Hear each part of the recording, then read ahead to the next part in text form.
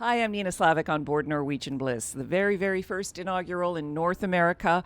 Beautiful ship, so stay with us and we'll tell you how to sell it to your clients. Firstly, congratulations. Beautiful ship, incredibly executed. But what I want you to tell travel agents is who should they be marketing to? Because it has a lot of different aspects, so I can see it being segmented in different ways. Yeah, Norwegian Bliss appeals to a very broad audience. That's the beauty of the ship. But each audience has a different journey through the ship. So I sort of start with the Haven, which is our upscale private keycard complex at the top of the ship. Obviously appeals to an affluent customer, probably a younger couple or family who enjoy lots of life, but they want the good lives. They want to go back to their Haven, but duck in and out of the big ship experience. They want all the dining choices, the Broadway entertainment, everything that goes with the big ship, but they can go back to their Haven.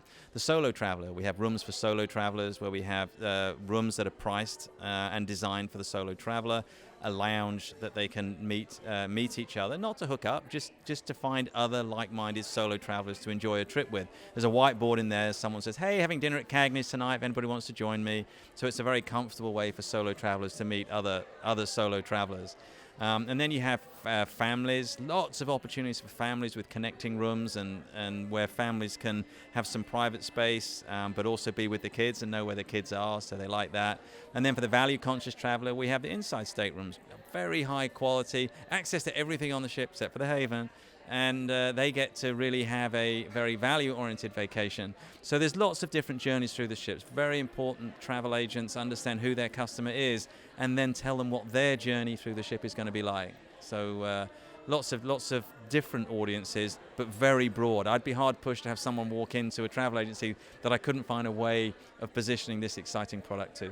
I understand that partly the ship was built specifically for Alaska, and clearly there is huge opportunity to see the views. So talk to me about that. Oh, you're right, Nina. This ship is absolutely the most innovative, largest ship that we have going out of Seattle round trip, and we have a 180-degree observatory lounge, and it's absolutely gorgeous. They serve light lunch, breakfast and dinner here. So it's one of the nicest rooms I've ever seen myself.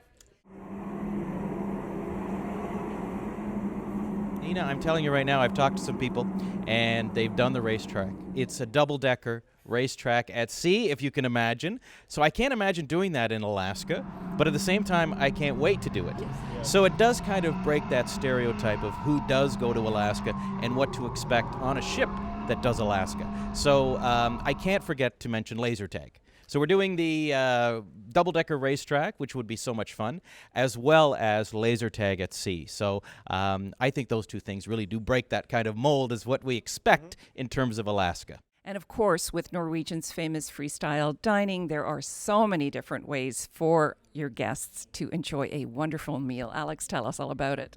With 27 different dining options, this is a lot of choices. So we're going to have on board Norwegian Bliss, Food Republic, which we had before on Norwegian Escape. It's like, finger foods, tapas, like they have in Barcelona. You feel like you are on Las Ramblas every night, and you order everything through the iPads. It is really, really good. We also have The Q, which is a brand new restaurant. It's a Texas-inspired barbecue grill restaurant. So it is a pure delight. So we're really looking forward to experience it again.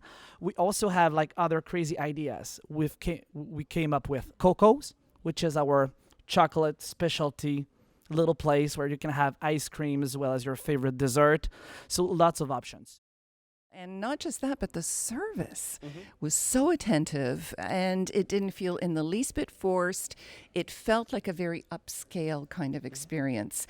And I think that's something that's very important for the viewers to know, is that this is really a family experience that's a little bit more upscale. Would you agree with that, Derek? I absolutely would. And with vacations, so much of it does come down to service. And one thing I notice here is every staff member seems happy. They seem to be excited. They greet you with a smile. They say hello. You really do get the sense that they're enjoying what they're doing. And it makes such a difference to be amongst people who are clearly enjoying their job. It just makes all the difference. Quality of shows that we actually present on board. And it's hard to top it from one ship to the other because we've had amazing shows. But I have to say, from Jersey Boys, And literally, it's a show. We're here in New York that you have to get off, find tickets, and it's $150 US that you have literally for free on board. So that's exciting. It's tomorrow night, and I know a lot of people are super excited to see that. But actually, my favorite one night, I think it will be Havana night. It's going to be a Havana show with professional salsa dancer.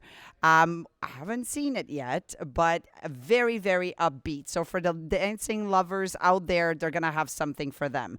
Then if you want a little bit more of the revival type of thing, we have the Cavern Club, which is the Beatles. So the Beatles in Liverpool started to sing at the Cavern Club, and we have a remake, rebuild, tribute every night here on board, and we started that on the Epic. So it gives so much variety, so much out there. You literally don't have enough 7 days to see everything that the ship has to offer. So Vanessa, you know Norwegian well. It's a product that you've sailed many times. I see Norwegian Gem is parked behind us, one of the older ships. Talk to me about the evolution from that class of ship to where we are now on Bliss. I think they're taking themselves more seriously as a brand, and now that they're part of NCL Corp, which is Oceania and Regent, and the influences of those other two brands. Right. So Norwegian was placed in this sort of very mainstream, very contemporary, a bit loud and rowdy, noisy people getting, drinking Coronas and running around the pool. And now they're taking themselves more seriously. They understand if they really want to be in the game and they're part of this other corporation, they're bringing this brand up. They are definitely making it a more sophisticated brand. It's still contemporary, it's still modern, but they're spending a lot more money and they're producing a more elegant space for guests. And they know they want to get a slightly different guest. Celebrities coming with the Edge soon. They've got to compete with that. They've got to compete with Royal Caribbean, what they're doing with all their ships. They have to stay in the space, but they have to define their own route and pathway in that space. Well said. Thank you for that.